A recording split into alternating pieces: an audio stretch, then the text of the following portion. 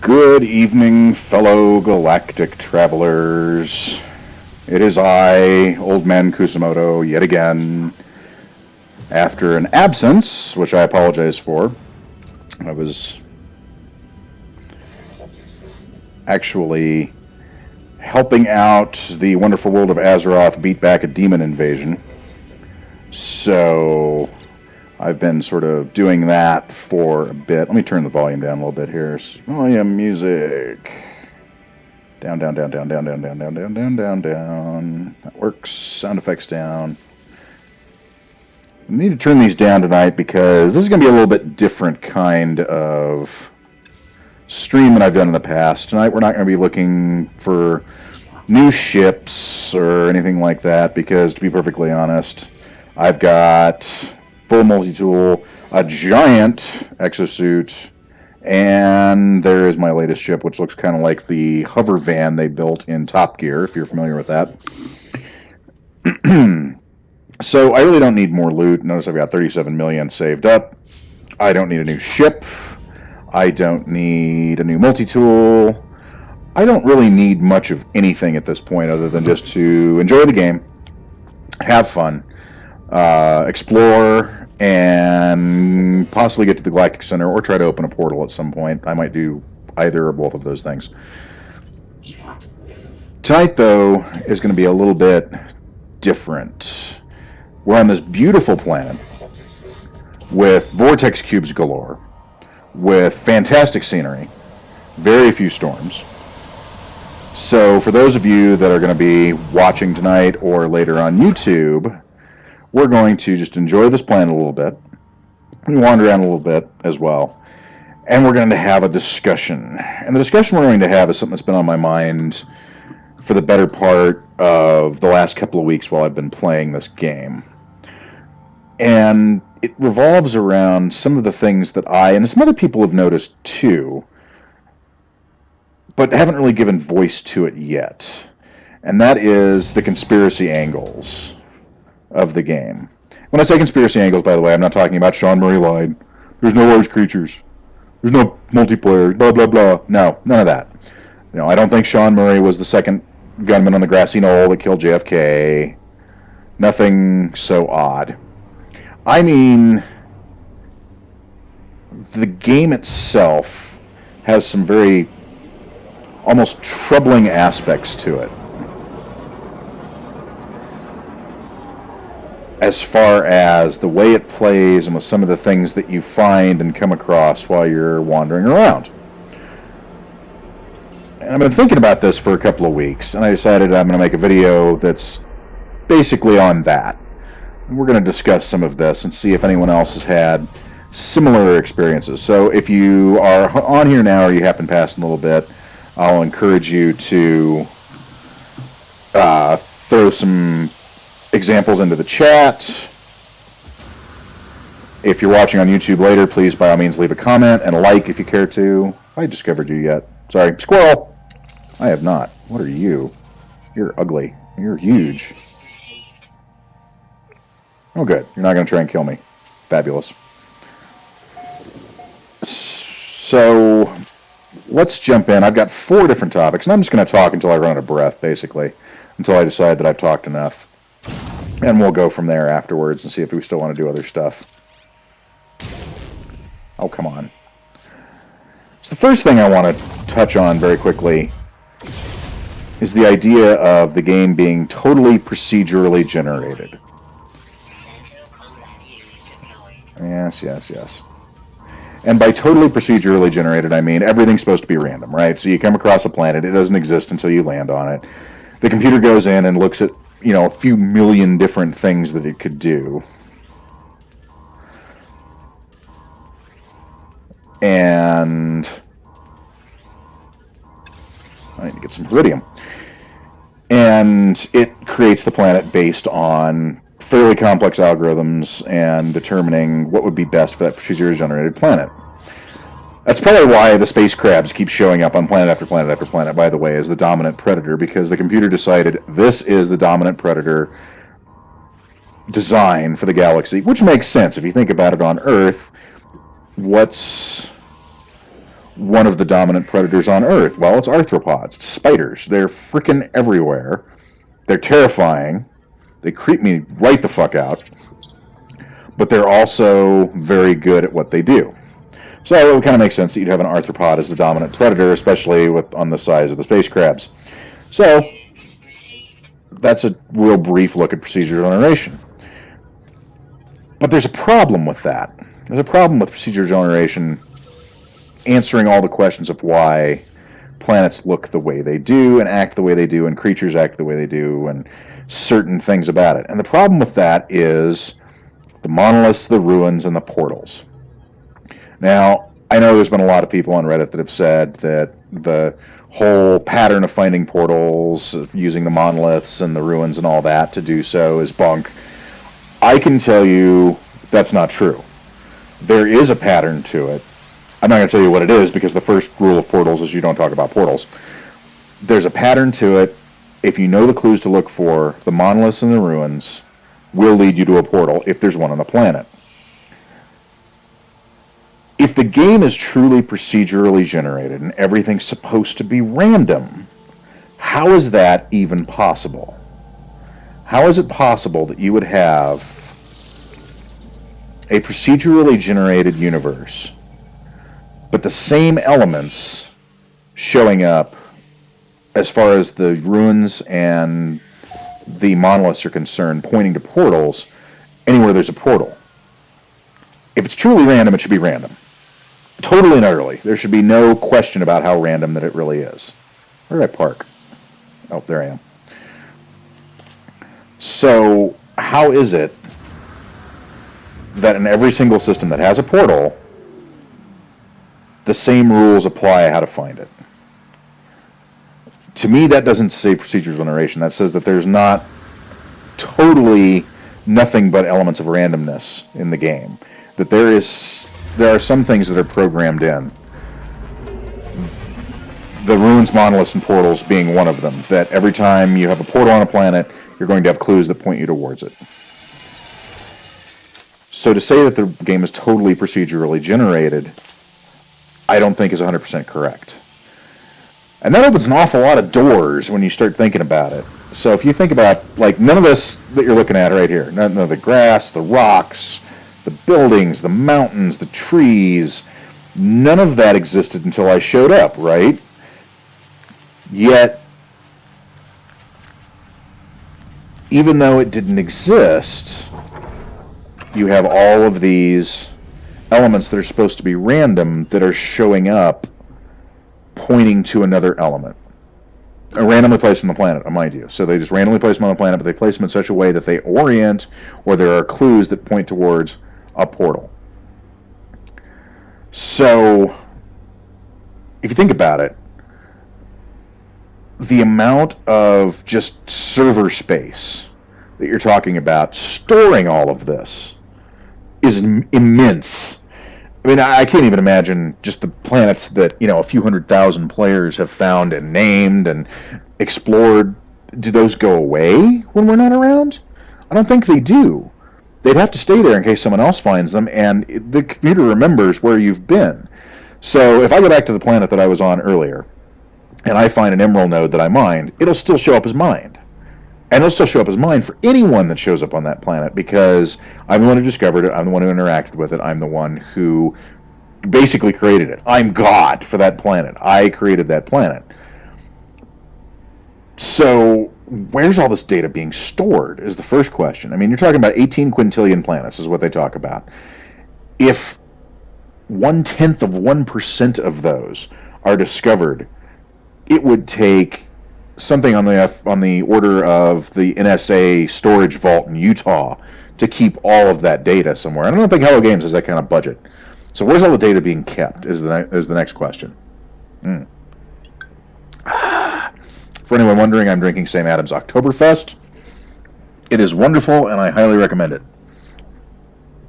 So that's the first thing, the procedural generation bit. And there's some things about it that procedural generation just cannot account for.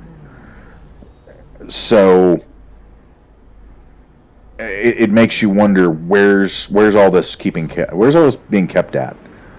Where's all of this going? Where's all the data being stored? And what's happening to it? That's the other question. It's like, what are they using it for other than just the game? I mean, it's 45 minutes away. Screw that. Screw that noise. We'll go over here. Isn't this just a beautiful place, by the way? I mean, it's just such a lovely planet. I don't want to leave. So that's the first big thing, is the procedural generation. It just, some things about what they've said, how the game functions, and procedural generation are mutually exclusive. So it just makes you wonder where the data is, where it's going, how it's stored, what exactly is going on. That's thing the first. Thing the second, and this one's kind of odd, so you're going to have to go with me on this. So remember how when the game first hit, and everyone's running around, and everyone's looking for dinosaurs. Everyone's looking for dragons. Everyone's looking for these giant, huge creatures, and then no one found any. Everything's, 3 meters tall, 2 meters tall, half a meter. Nothing huge, floating around anywhere.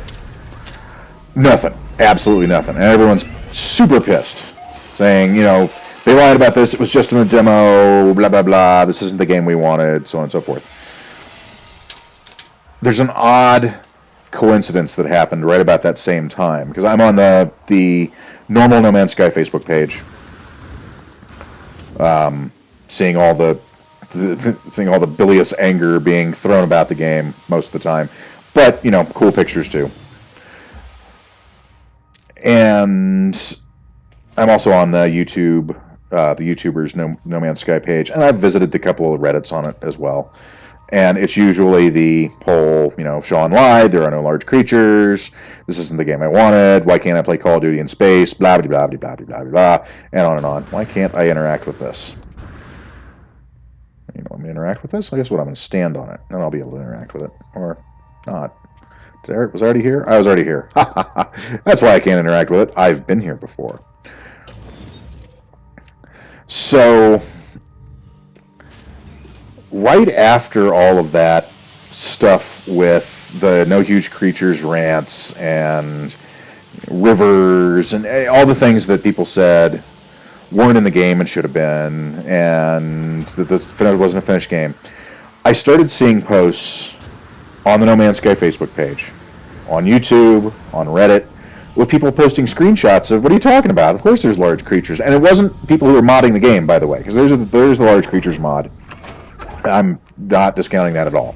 Some of those may in fact been large creature mods. But a lot of those posts were by people who were playing the PS4 version of the game, which there are no mods for.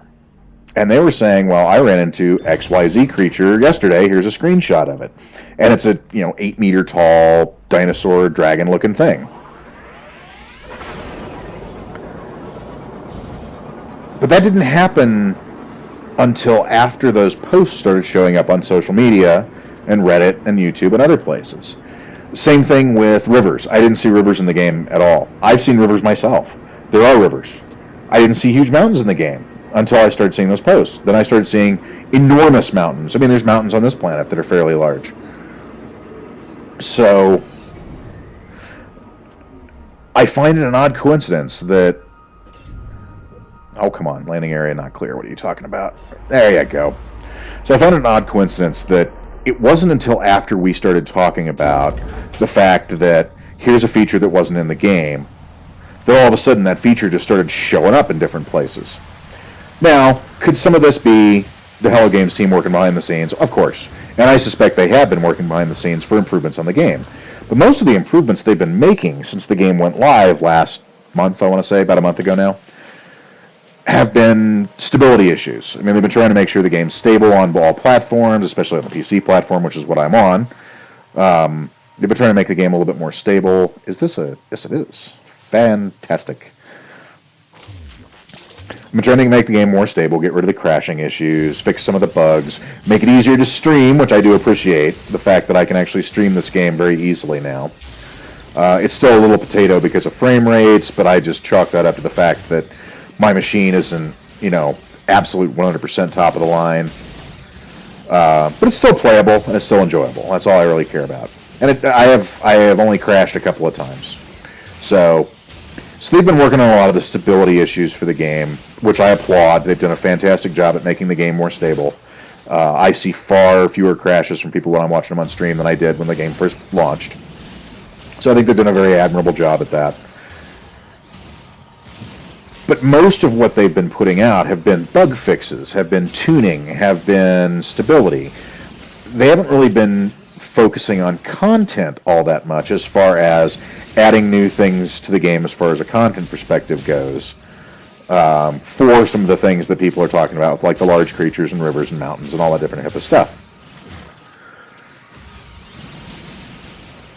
That begs the question of, okay, why was it not until after those posts started showing up on social media that all of a sudden people started finding the things that they had talked about not seeing? The sky whales, the giant dinosaurs, the exotic creatures, the towering mountains that you've seen on some posts. They didn't show up until after those posts showed reared their ugly heads on Reddit and other places. And if Hello Games isn't working on it, as far as that portion of the game all that much, because that sounds like that'd be a fairly sizable code update, where are they coming from? I think, well, there's a lot of things that I think, and I'll get to in my conclusions later, but it's very odd that all of a sudden this stuff doesn't show up until we start talking about it, until we start making a stink about it. And then all of a sudden, here it is. I've seen exotic creatures myself. I fed one the other day, and it gave me, I think, Kalium in return. So, I've seen humanoid creatures. I've seen large exotic creatures, small exotic creatures. I've seen everything that can walk, crawl, slither, fly, or swim in this game so far. And I'm still in the first galaxy. I haven't moved on. In fact, I'm still probably a good 400,000 light years from the center. I'm a ways out still. I'm like way, way out. Because I've been going at my own pace. So it's not even like I'm close to the center that things are getting weirder. Which is another thing that I've heard is the closer you get to the center, the stranger things become. Fair enough. But I'm not anywhere near the center, and I've seen some of this stuff. So if it's not Hello Games, then is it the computer? Is it doing it? And if so, how? And if that's the case, why? That's the other question. Why would it be doing it? Why would it? The computer doesn't care. Computers does not give a single shit about you or me or anyone else. So there's no reason it would be doing it unless there's some other things involved on the other end. And I'm not going to say that the computer is some sort of like synthetic intelligence that Hello Games has come up with that's doing all of this. Nothing so grandiose. It'd be cool, but nothing so grandiose. I think it's more of what Hello Games has actually done that they're not telling us than it is what they are telling us, with the way that the game is designed and the way that the experience is designed. Because let's not kid ourselves. This isn't a game. This is an experience. This is a universe simulator.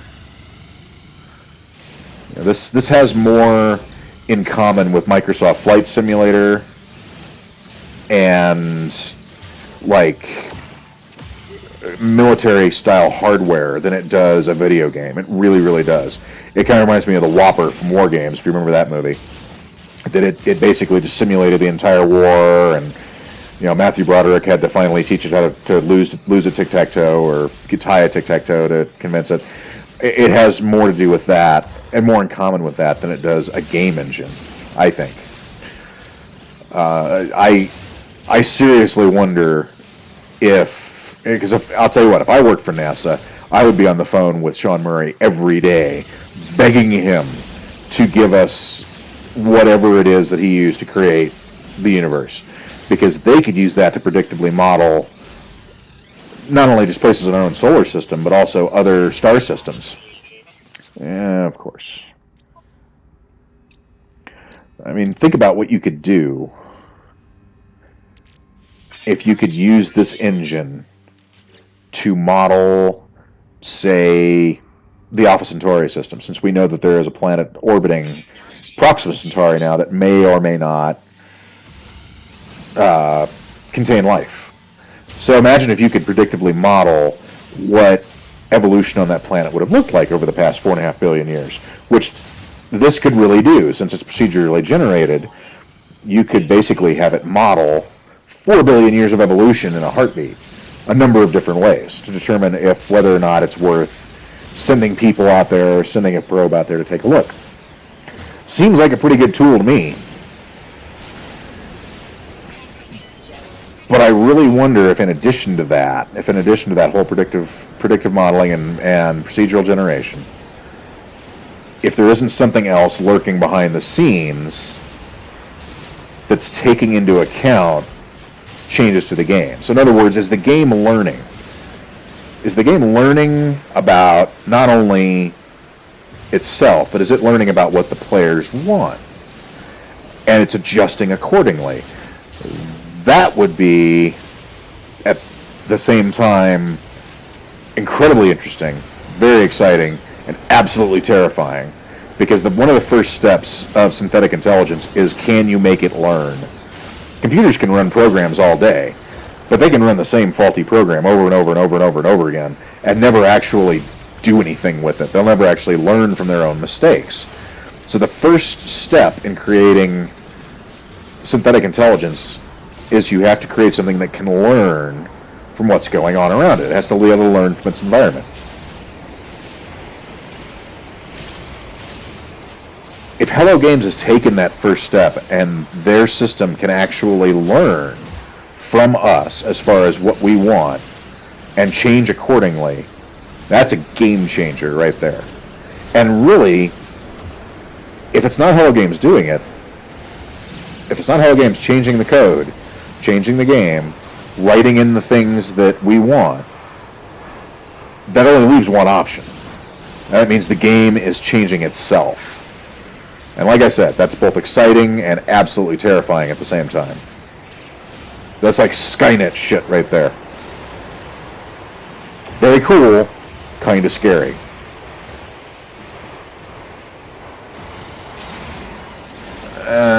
Finish up this nickel. These storms actually on this planet aren't that bad. They look bad, but they're really not. I know, it's like 100 below, but still not that bad.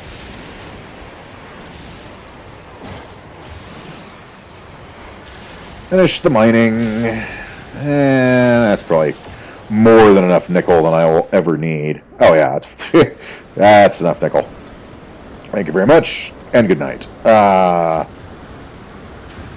So there's two things that I've noticed right off the bat that kind of weird me out about some things I'm seeing in the game. Now, don't get me wrong, I still love this game. I think it's a fantastic game. I am not with the haters at all in any way, shape, or form. I think this game is going to end up being the one that revolutionizes not only the gaming industry, but maybe revolutionizes the way we look at computers in general and what we can do with them. I really do. I think this is the Rosetta Stone for the future of gaming and maybe the future of computing. Just the way it's done. I really, really do. Knowledge Stone. I get to learn more Korvax. Yay me. I'm not down with the Korvax if you couldn't notice. So that leads me to a second thing, to a third thing actually. I can count. Hang on, I need more beer because apparently I can still count. So beer is necessary. Take away the ability to count. That'll be perfect.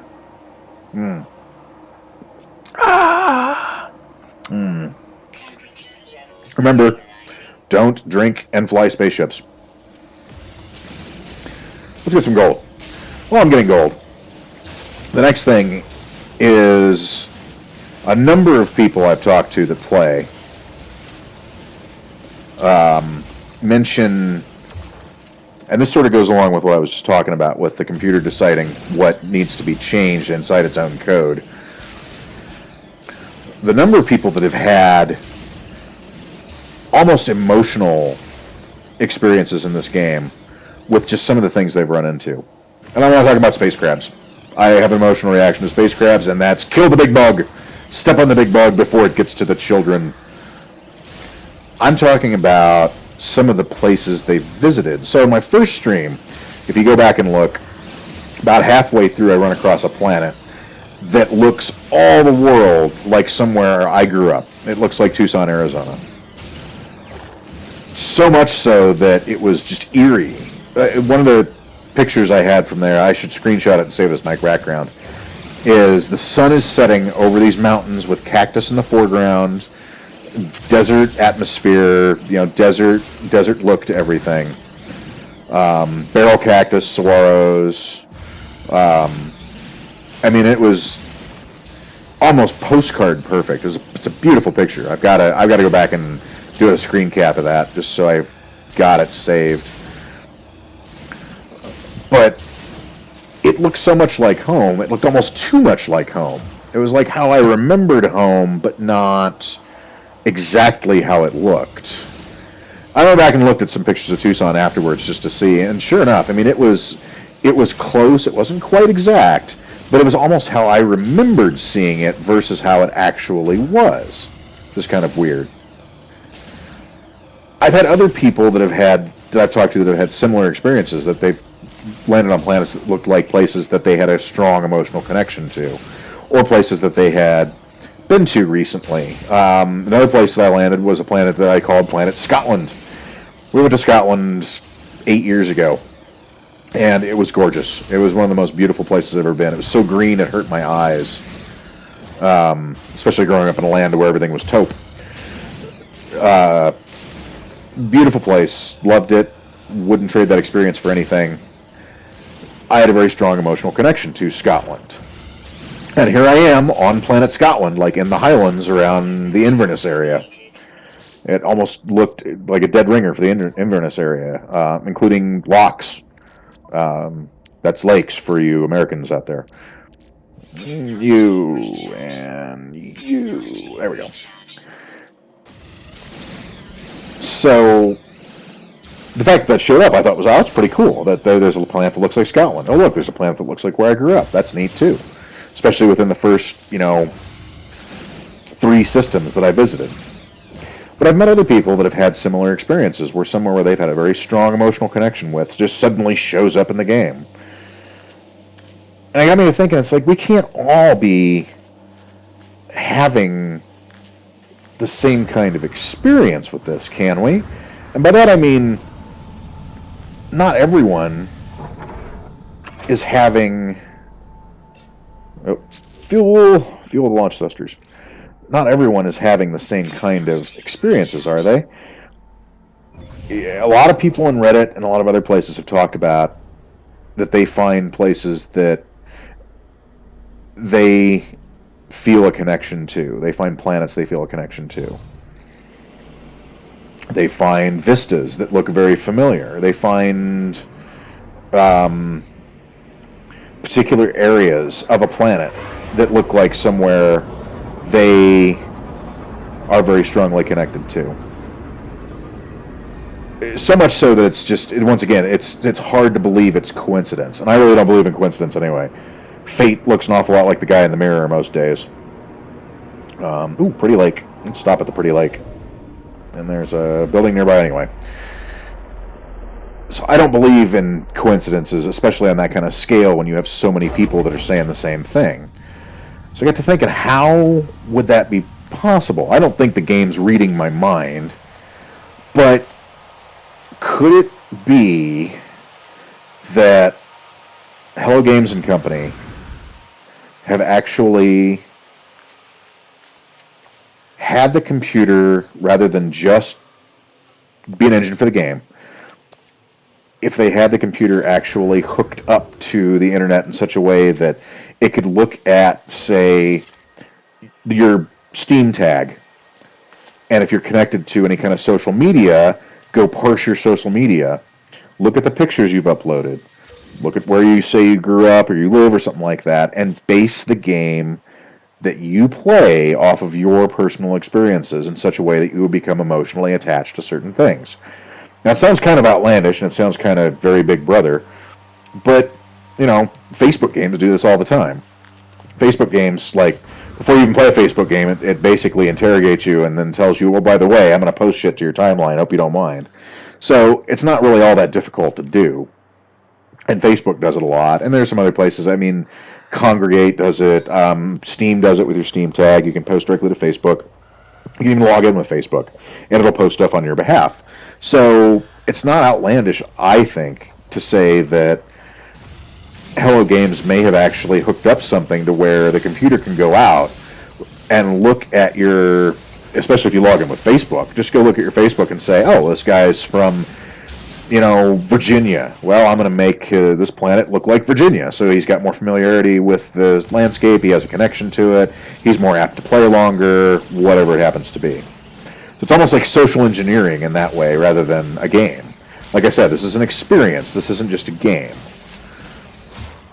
So I don't think it's all that outlandish to think that. But then you think about, well, I'll tell you right now, my Steam ID and my Facebook are two totally separate things. They're not connected in any way, shape, or form. They share some of the same characters, but Steam versus Facebook, two total different things. So it can't go just grab my Facebook tag off of Steam and then go look at my Facebook pages. But if you had something built to where it could actually look at, say, your Steam ID or your PlayStation ID, and then go search similar things to that to see if it could find other things you'd posted, because most people use similar names for different things. A lot of people have different email addresses and different servers that they use. Like, I've got a spam email thing that I use to sign up for contests and stuff. But all of them have similar names. So would something that Hello Games built be smart enough to use that to go out to Google and search under your ID and similar IDs, and then tie it all together and make the entire game experience based on that? Or, if you have your own name, if you use your own name, you could just Google your name and then use that to create your own unique experience inside the game. I don't think it's outlandish. I think it's something that probably could be done. I think it's something that would destroy that company if it ever came to light that they were doing that, unless someone wanted them to do that and looked the other way. And this is where, like, the government conspiracy part starts coming in, is because who has the power to do things like that? Who has the power to give the green light to projects like that? Well, I can think of a few. DARPA, NSA, Homeland Security, CIA, places like that. Ministry of Defense. Now, do I think they do that? Well, I don't know. They've done some pretty shady shit in the past. They've intentionally infected African Americans with sickle cell anemia. They've told people, hey, don't worry about... Oh, time to go for a swim, I guess. Oh, cold swim. Excuse me. They've told people, oh no, it's fine to walk into the nuclear blast to test and see how radioactive it is. This is not a group of people that have compunctions about lying to the general public or, other members of their own government, for that matter. So I don't think it's outside the realm of possibility that this could be a simulator to sort of test a social experiment. Psychiatrists do it all the time. So, is it outlandish to think that? No, I don't think it is. It's certainly, if it's the case, it's certainly enhanced my experience in the game. I love this game for a number of reasons. That's one of them, is the fact that I find things that are intensely personal to me inside a game, which is surprising to say the least. Sometimes you'll find a game that has themes that resonate with you. Sometimes you'll find a game that has... How far away is that? 215. Wasn't there one right up here? There's something right up here I could have sworn. Did I imagine it?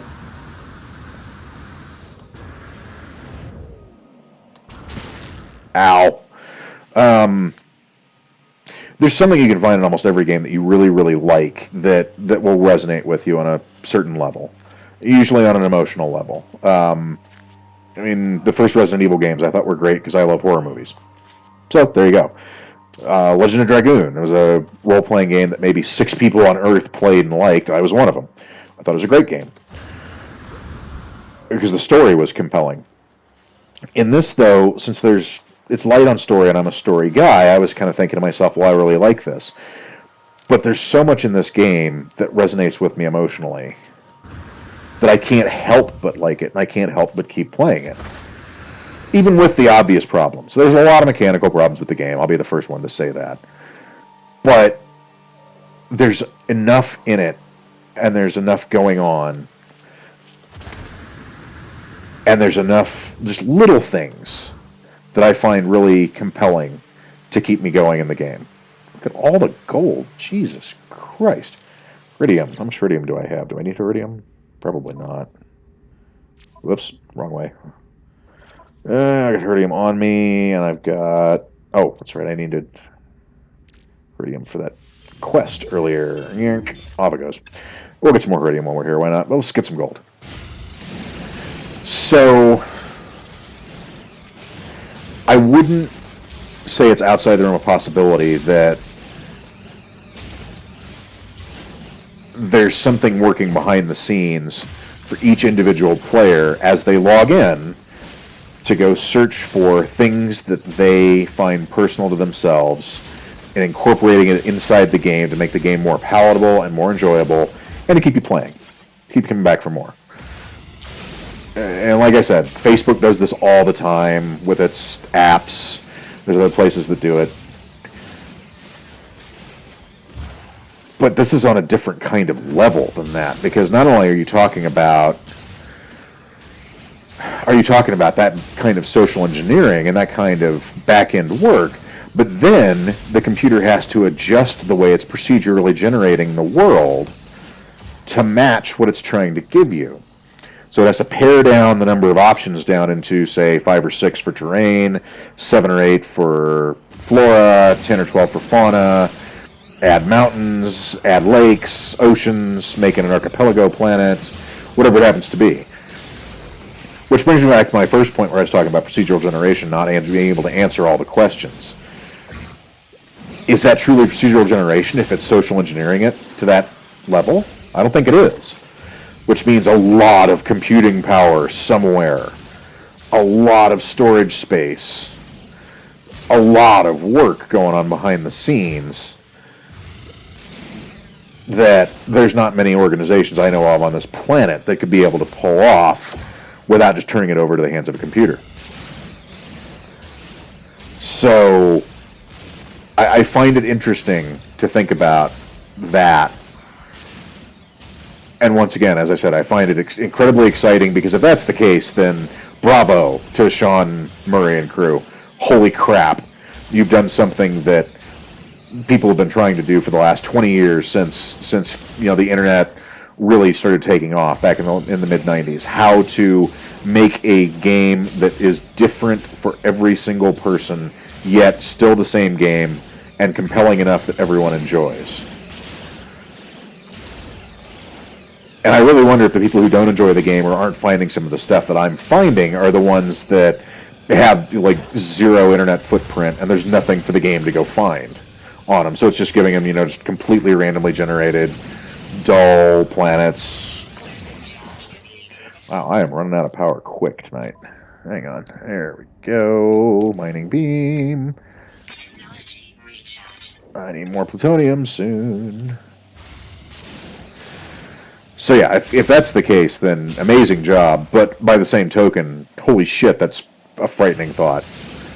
Because it'd really have to be something like Skynet. It really couldn't be anything less than that would be able to have that kind of computing and storage, computing power and storage capability. There's not much else you could really think of that would do that. Makes the game more enjoyable for sure. I can see myself playing this game for years because it's just that kind of fun for me. So even though, a lot of it's repetitive, sure. There's a lot of grinding. There's a lot of going after materials.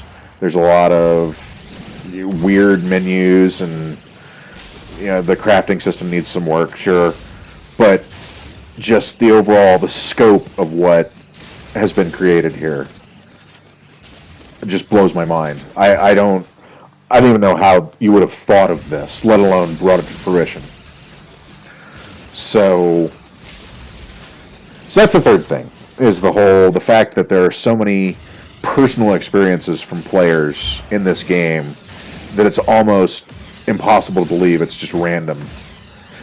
It could be pareidolia. We could just be, putting our own Jesus on the tortilla face thing with all these planets we're finding. Sure, it could very easily be that. I don't discount that in the least. But if 1,000 people are looking at the same thing at the same time, and all of them say, yeah, that's Jesus' face in the tortilla simultaneously, which is pretty much what's happened here, I'm starting to look at that a little bit closer, because that level of pareidolia and coincidence doesn't happen often, if ever. So yes, it very easily could be us just putting our own experiences on top of things, because that's how we learn. We learn through experiencing things. So we could just be impinging our own particular experiences on top of the game. Sure, absolutely. I don't discount that in the slightest. But I don't think it's all that.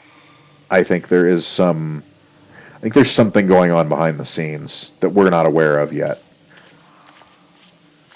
And that to me is a reason to keep playing, for one. Is there a cave here? 9! You have no cave. Oh, but maybe we have... vortex cube. Beautiful. Ta-da! And there's more down here. Let's find out. Love this planet. So cool. Vortex cubes, beaches. The weather's not trying to kill me every time I turn around.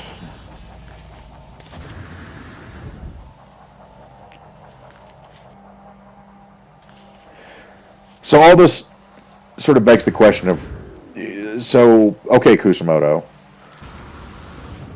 you've mentioned some stuff here. So what do you think? What are your conclusions for this? And honestly, I'd like to say that I have answers, but all it does is lead to more questions. I don't think the game's reading my mind. I don't think the game's watching me every second that I'm awake. I'm not that paranoid. I'm paranoid. I'm not that paranoid. I do wonder, though, a few things. The first thing I wonder is something I wondered when I first saw this, and I'm wondering it even more now. So what happens when you show up on a planet, or you show up in a system, I should say, and the computer decides that what you really need, because the Sentinels aren't really all that challenging anymore, and the races are kind of, let's be honest, the Gek, the Viking, the Korvax are all kind of cardboard cutouts that are just sort of there to push the plot along. So what happens when you show up and the computer decides, this guy needs a bigger challenge and more story, so we need to create something that will really engage him. And it creates another sentient race for you to run into on a planet. If it has the kind of power that I suspect it might, could it procedurally generate, evolve, and present a total race of beings on a planet that you warp into a system, and the next thing you know, six or seven ships launch off one of the planet's surfaces and start interrogating you? What happens then?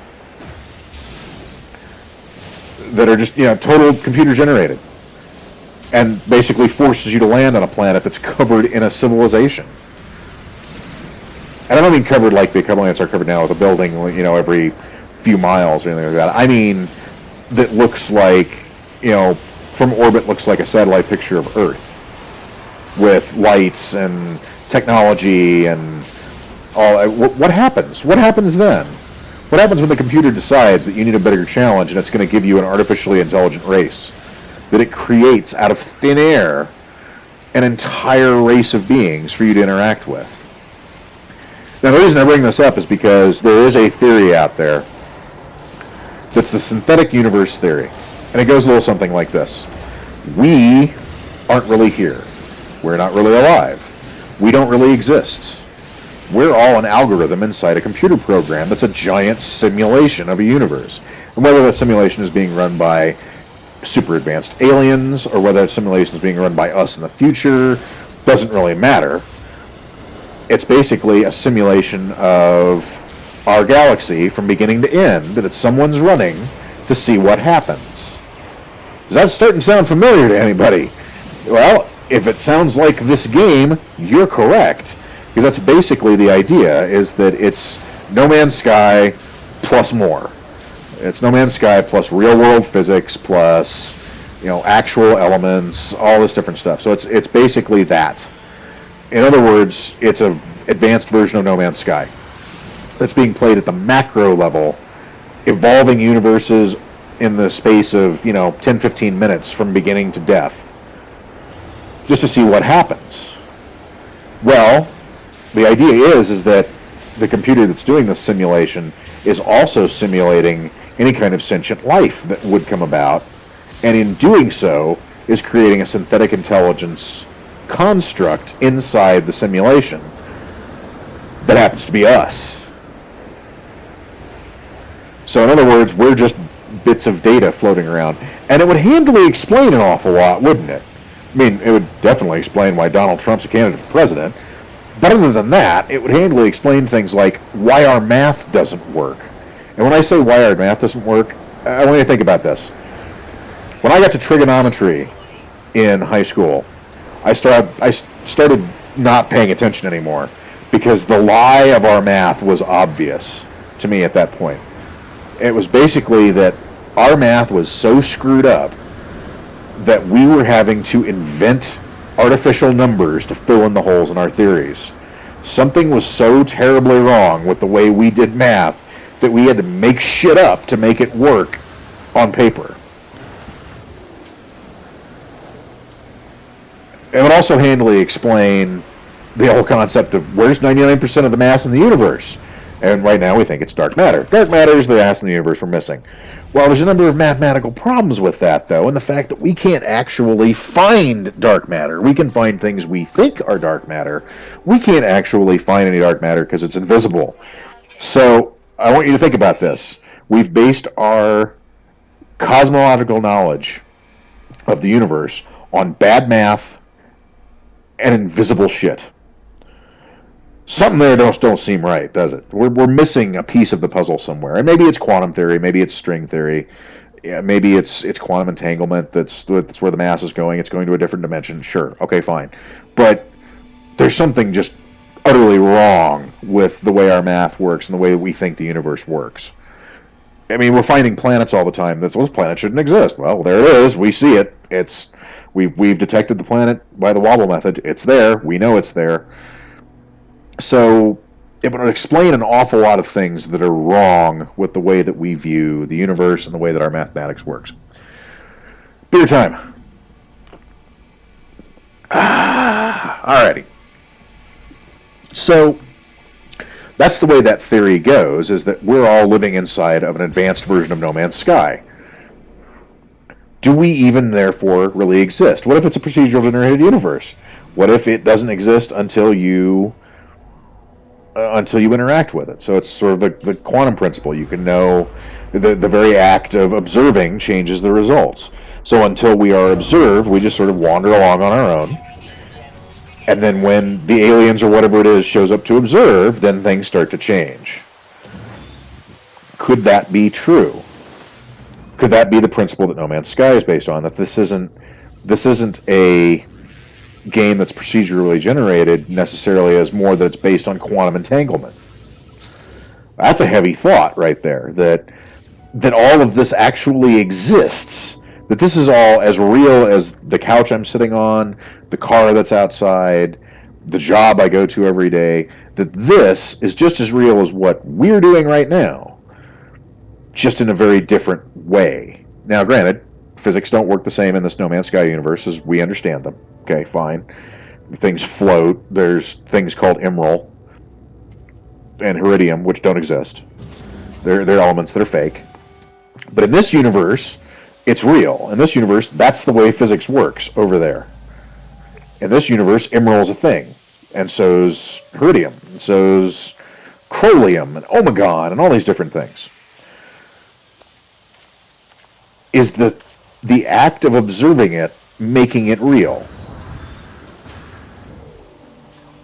Are we real? Are we just bits and pieces inside a computer? I don't know the answer to that question. I really don't. I could drink beer all night and I could give you 5 different answers, and all of them would be alcohol fueled and none of them would be correct. I don't know. But the idea that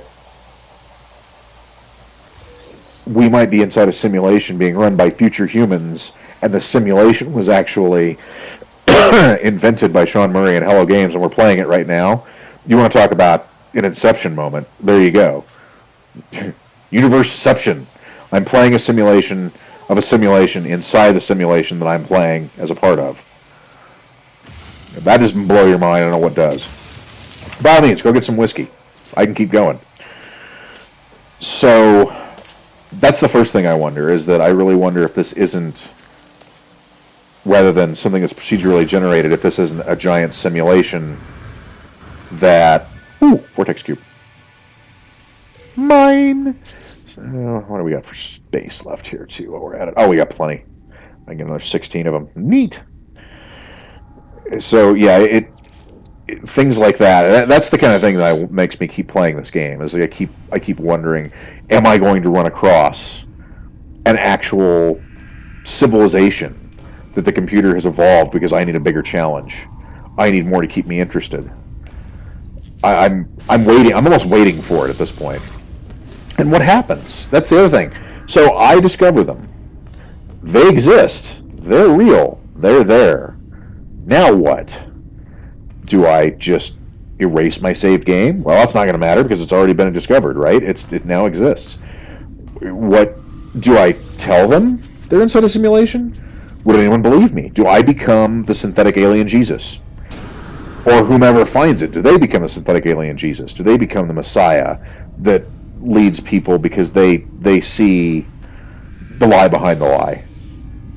Is that possible? Would that happen? Is that who Jesus Christ actually was? Was he one of the creators of the simulation who tried to tell us this is a simulation and we lynched him for it? And, nailed him up on a cross? Is that even possible? Is that even plausible? When you start talking about things like synthetic universes and do we live inside an alien simulation, I really start to wonder. I start to wonder about the fact that we can basically almost do that with this game. That it's very close to that alien simulation idea. It's very close. It's amazing how close it is to that whole idea, that we've gotten advanced enough that we can make a simulation of a galaxy.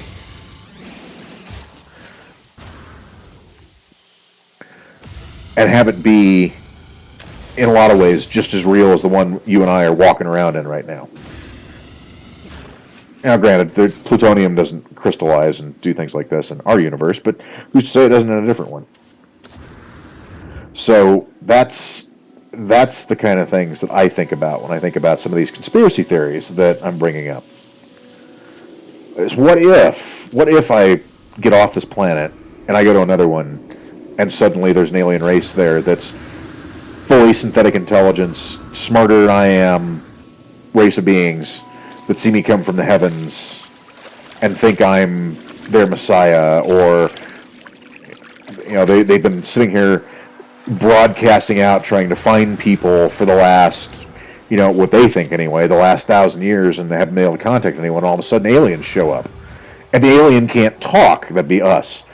Notice we have no chat function in here, so we can't talk.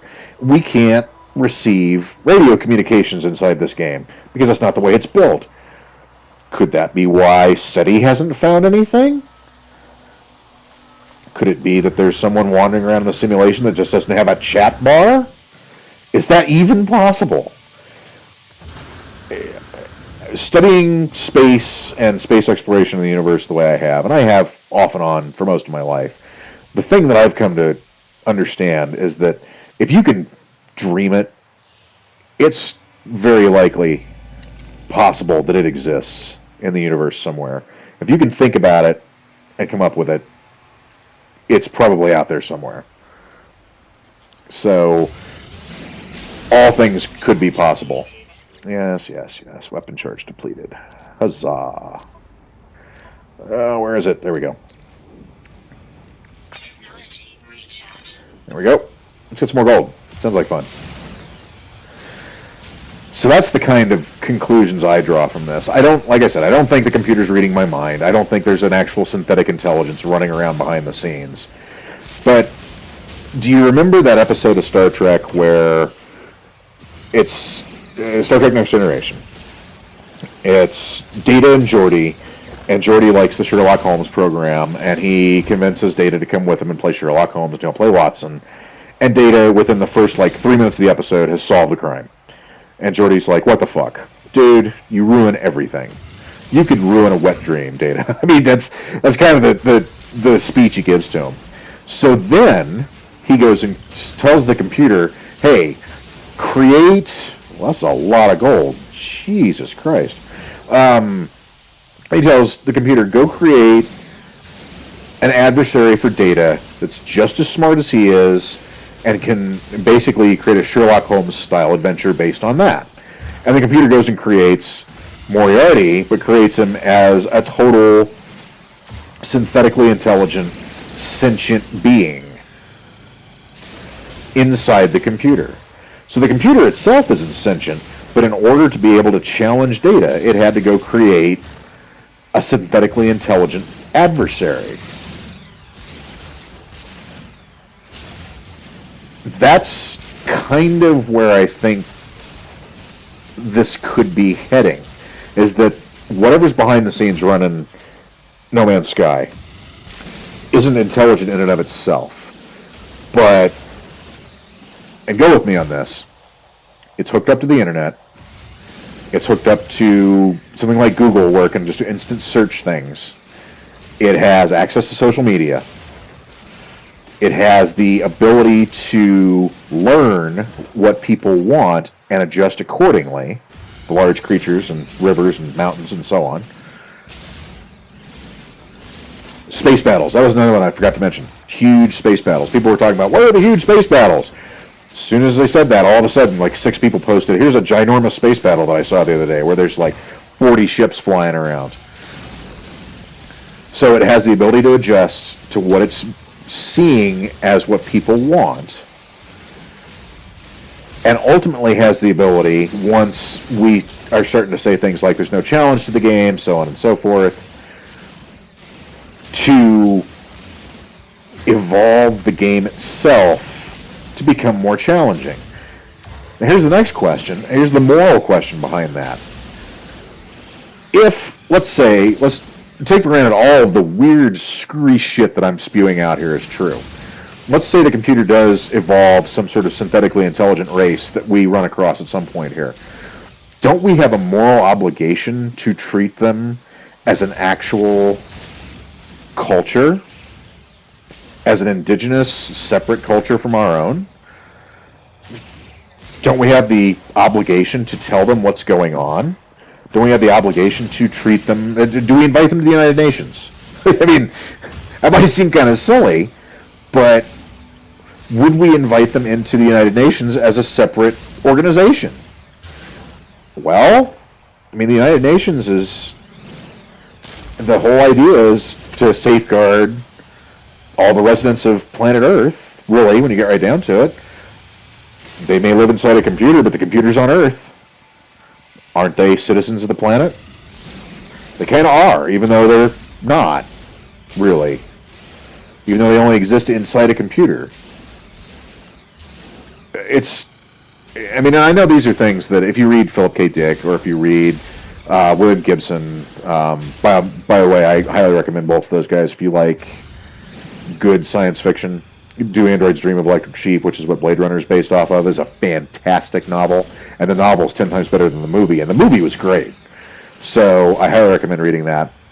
Asimov talked about this as well, about the morality of robotics, the morality inherent inside of how we treat the things that we build and the things that we make, because really it would be just like our children.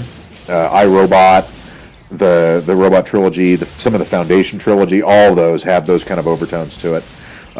William Gibson, of course, wrote Neuromancer, which is the ultimate cyberpunk novel ever written, and he goes into those issues a little bit as well. So you start getting into the moral conundrums here of what has been built, if indeed that's what it is. We have a moral obligation to the creatures that we find. You know, and once again, I'm not talking about the Gek or the Korvax or the Viking. They're just cardboard cutouts to push the plot along. There's really no sentience there. They just hang out in one spot. They're quest givers. I mean, that's really all they are.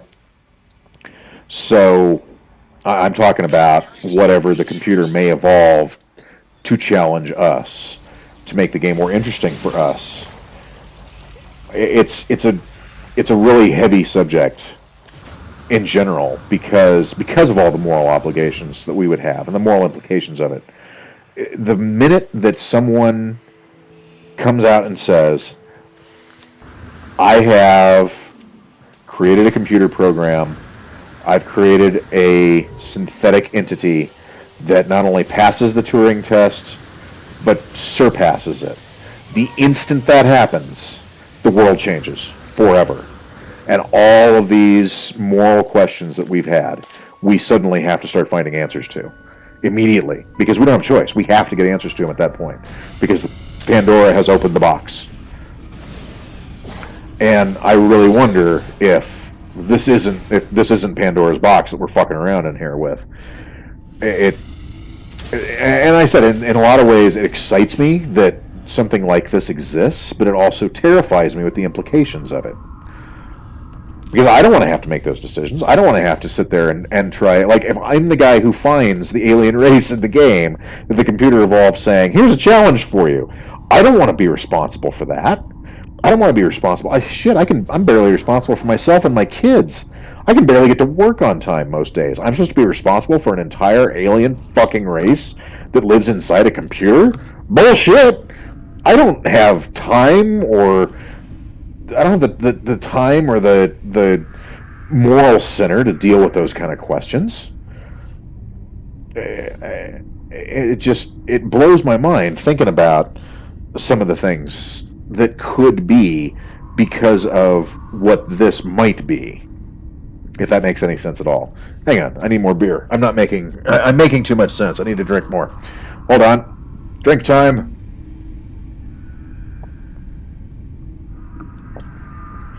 So that's where I'm coming from when I say conspiracies about this, is because I think there's something else going on behind the scenes. I really, really do. Oh, let's dig a hole. Why not? I don't even know what's on the other side of this. I don't care. I'm just going to dig a hole because digging a hole is fun. Diggy, diggy hole. Here we go. So that's the kind of things that I think about and I wonder about when I'm playing the game. Is just some of the deeper meaning behind it, because I don't think this is a shallow game. I don't think this is a $60 cash grab per player. I really don't. I think that Sean Murray and company set out to revolutionize the computer industry and revolutionize the way we view computer simulations and computer games. I really, really do. And I think there's so much more to this game. And Sean Murray even hinted at it. He even hinted at things that are in the game that this isn't Call of Duty in space. This isn't Elite Dangerous. This isn't Star Citizen. This isn't any of those games. You know, this isn't Battlefront.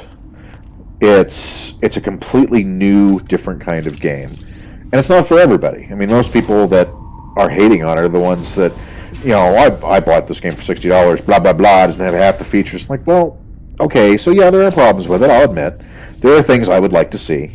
There are bugs that need to be fixed, sure, but it's not the kind of game that you just turn off your brain and play to. You can't. I can't turn off my brain while I'm playing this game with all the stuff I have going through it when I'm playing. Other than just the obvious, the visuals are amazing. I mean, that's the obvious one, is that the visual aspect is astoundingly good. But just the implications of some of the things that I see and that other people have also posted about and seen. Why? What the? That's interesting. Can I get through there?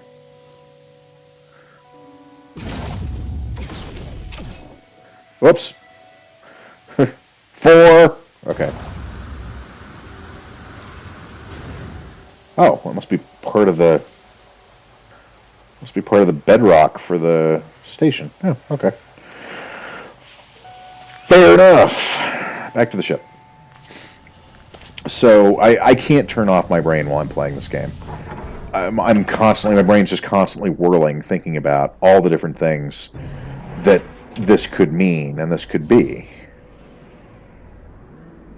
And it really makes me wonder, all right, we're going to leave. As much as I hate leaving this planet because it's beautiful, we need to move the plot along a little bit.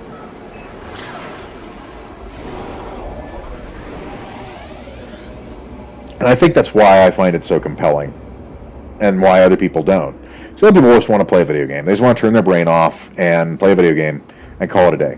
Oh, that's what I was going to do. I was going to look at that crashed ship. And that's okay. There's nothing wrong with that. I mean, I've owned video games. I just wanted to turn off my brain and go play. Absolutely. And there's nothing wrong with that at all. I do not fault anyone for that.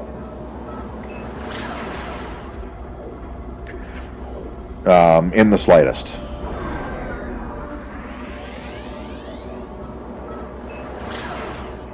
Whoops. Come on.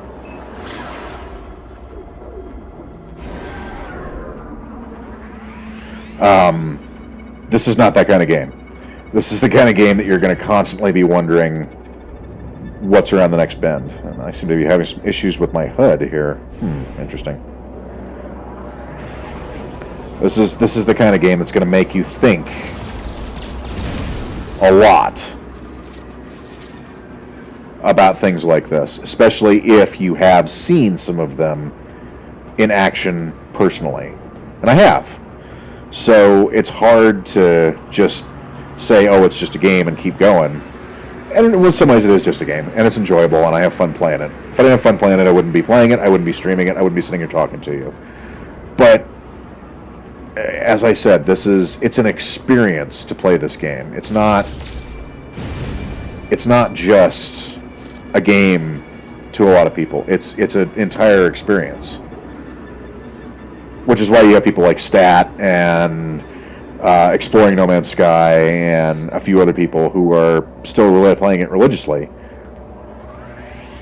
is because it is such an experience to play. It is so revolutionary in a lot of ways.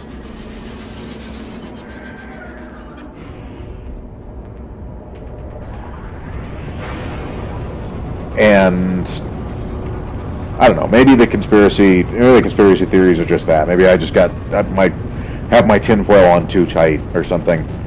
That's entirely possible. I could be completely and utterly full of shit and totally wrong. Fair enough. If I am, I'll say it, I'll admit it. I have no issues admitting when I'm wrong. But to me, it's too much coincidence. It's too many things that too many people are seeing at the same time that just don't make a lot of sense unless something bigger is happening. So, oh look, it's my ship again. My ugly ass ship. See? Ugly ass ship. Ugly ass ship. It's ugly, but it's got a badass hyperdrive. And then, like I said, it looks a little like the hover van they made for Top Gear. But, you know, I'll take it. It's good enough. And that's, honestly, that's really all I wanted to go over tonight, was just the things that I've noticed in this game that make it compelling and that make you really wonder and really start to think about what it is that we're doing in this game and in life too, because like I said, it's an experience to play, and it has a lot of potential huge consequences if things are a little bit different than we think they are with this particular game. So I'm going to go ahead and sign off for now. My throat is raw from talking so much, and I think I'm starting to come down with a cold a little bit too. So I'm going to go ahead and sign off for now. And I hope you enjoyed. If you did, throw a subscribe at me. If you're listening on YouTube later, just definitely like and comment if you've seen similar things. If you're looking for other people who are streaming this on a regular basis, as I said, it's 5TAT. Streams this daily. He is streaming some other stuff now, but he is still streaming this as well.